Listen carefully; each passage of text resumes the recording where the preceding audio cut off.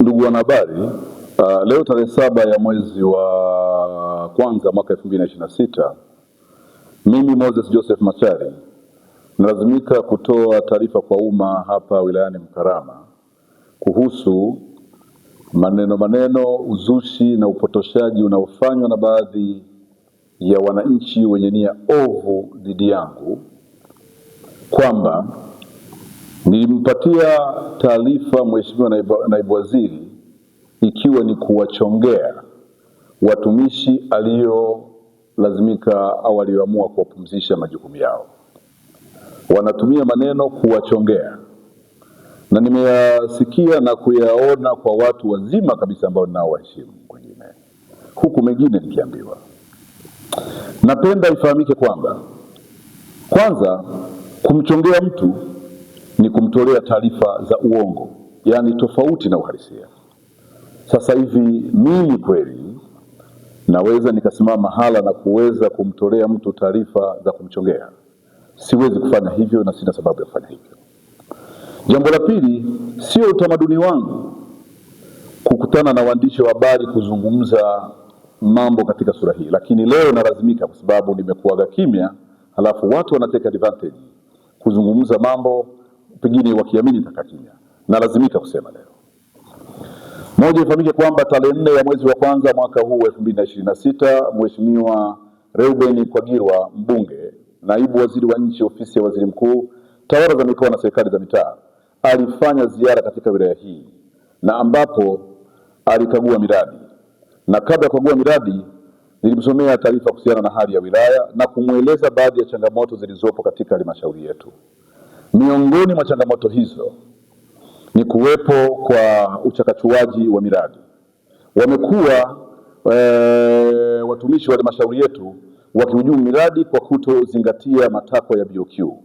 Kwa mfano, BOQ imeelekeza tunapojenga madarasa lazima kule kwenye foundation au kwenye sakafu au kwenye floor uweke mawe katika ile itifaki ya aggregate, kwa maana ya kokoto, sandi, mchanga au moram kwa maana ya kifusi, lakini pia hali kadhalika kitu kinaitwa hardcore ambayo inarejelewa kuwa ni mawe.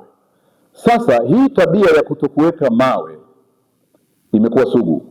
Tulitekeleza mradi mwingine wenye thamani ya shilingi milioni 544 mwaka juzi pale katika kijiji cha Kidarafa. Tunajenga shule mpya ambapo serikali kuu ilileta shilingi milioni 544. Wakafanya uchakachuaji wa kuweka mawe, nikawaambia wabomoe sakafu na watumie gharama zao kuweza kuhakikisha wanapata mchanga, wanapata saruji ili tusiwapeleke kwenye vyombo vya sheria ikiwemo mahakamani. Wakafanya vile, nikawasamehe na kisha nikawaonya wasirudie tena. Ilikuwa mwaka 2024. Disemba mwaka 2025 wamerudia kutenda vitendo vile vile. Tunajenga shule mpya pale ambapo ni mradi wenye kugharimu shilingi milioni 302 na laki mbili. Fedha zimezotolewa na serikali kuu. Kati ya vyumba 8 hawajaweka mawe kwenye vyumba 7. Kati ya vyumba 8 hawajaweka mawe kwenye vyumba 7. Na wameandika kwenye documents kwamba walinunua mawe. Huu ni wizi ambao uko hadharani na vitendo hivi haviwezi kuvumilia. Hata kama kuna watu wanawalinda, niko tayari binafsi kuweza kubeba gharama yote ikiwezekana kunigharimu hata utumishi wangu. Lakini nitasema kweli daima na kuhakikisha vitendo hivi vinakoma. Kama hiyo haitoshi, halmashauri hii imekuwa na tatizo au na tabia hata ya kutokamilisha miradi pale inapopewa fedha na serikali kuu. Kwa muda mrefu sana toka nilipohamia katika wilaya hii, nilifika hapa tarehe 4 ya mwezi wa pili mwaka 2023. Nimekuta miradi mbalimbali ikiwa inatekelezwa haikamiliki. Kwa mfano, mwaka wa fedha 2021-2022, serikali kuu chini ya Rais Dr. Samia kwa mapenzi na wananchi wake ilitoa fedha kiasi cha shilingi milioni 500 ili kujenga kituo cha afya pale Gumanga. Kituo hicho hakijakamilika mpaka leo toka mwaka wa fedha 2021-2022.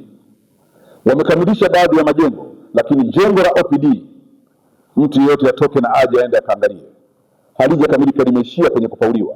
Milioni 500 zimekatika, wakati maeneo mengine nchini wanakamilisha vituo kwa pesa hizo. Pili, pale katika kijiji cha Irunda, katika kata ya Irunda wilayani hapa Mkarama, pia serikali ilipatia halmashauri yetu kiasi cha shilingi milioni 500 kwa ajili ya kujenga kituo cha afya, nacho akija kamilika, watazamaji watazame picha hizo, milioni 500 imekatika, kituo hakijakamilika. Na hata aliyekuwa mkuu wa mkoa wa Singida wakati huo mwaka 2023 Mheshimiwa Peter Joseph Serukamba aliwahi kufanya ziara, akaelekeza halmashauri kamilishe kituo hicho, hakijakamilishwa. Hatima ya mradi huu na miradi hiyo mingine haifahamiki. Kama hiyo haitoshi, pia mwaka huo wa fedha 2021/22 serikali kuu ilitoa fedha kwa ajili ya kujenga wodi 3 kwenye hospitali ya wilaya: wodi ya kina baba wanaume, wodi ya kina mama na wodi ya watoto. Pia ilitoa milioni 500. Mradi ule nao haukukamilika. Majengo yale yalikaa kwa muda mrefu mpaka halmashauri wakaomba tena pesa serikali kuu.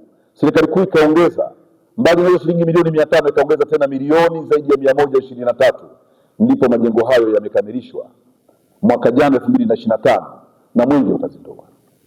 Kama hiyo haitoshi, kuna mradi wa ujenzi wa shule mpya pale katika eneo linaloitwa Kisubiu. Kuna shule ya sekondari Kisubiu katika kata ya Ibuguno. Serikali kuu ilitoa pia milioni 470 kwa ajili ya kujenga shule mpya ya Kisubiu. Shule ile ukienda utasikitika, maabara zote hazijakamilika, nyingine hata hazijapigwa plasta. Maktaba imepigwa rangi, majengo yale yamejawa na buibui, ndio yametanda pale, rangi inapauka, fisher boards zinatoka. Haifahamiki hatima ya majengo haya. Milioni 470 zimetoweka pia katika eneo hilo. Kama hiyo haitoshi, pale katika kijiji cha Msingi, shule ya msingi Daraja, serikali ilitoa milioni 125 kujenga bweni, haukukamilisha pia. Ikabidi mkurugenzi akatumia pia mapato ya ndani kuongeza kuweza kukamilisha bweni hilo. Ilikuwa ni mwaka wa fedha 2022/2023. Bweni hilo nalo wakasema limekamilika, mwenge ukapelekwa pale, ukataa kulizindua mwaka 2024 kwa sababu ya changamoto zilizobainika. Kama hiyo haitoshi, ni kwamba kulikuwa kuna zahanati katika kijiji cha Kenke pia ambako walipewa kiasi cha shilingi milioni 50 kukamilisha maboma. Maboma yalikuwa yamekamilika ili zahanati iweze kukamilishwa na hatimaye kuweza kutoa huduma. Hawakukamilisha pia, mpaka ikabidi watumie tena mapato ya ndani kuweza kukamilisha zahanati hiyo. Zahanati pia ya kijiji cha Mnung'una katika kata ya Matongo, serikali kuu ilitoa pia milioni 50 kukamilisha boma lililokuwa pale. Zahanati hiyo haikukamilika pia kwa hizo milioni 50, ikabidi tena waongeze pesa za mapato ya ndani. Haya yote yanafanyika maeneo mengine nchini wanakamilisha. Nina uzoefu, nimekuwa mkuu wa wilaya katika maeneo tofauti, lakini nimewahi kuwa mbunge wa Bunge la Jamhuri ya Muungano wa Tanzania na kuweza kusevu kwenye kamati zifuatazo: kamati ya Bunge ya miundombinu, lakini pia nimewahi kusevu kwenye kamati ya Bunge iliyokuwa inashughulikia mamlaka ya serikali za mitaa. Ninaelewa, nimezunguka kwenye nchi kuweza kukagua shughuli mbalimbali za serikali na za kibunge.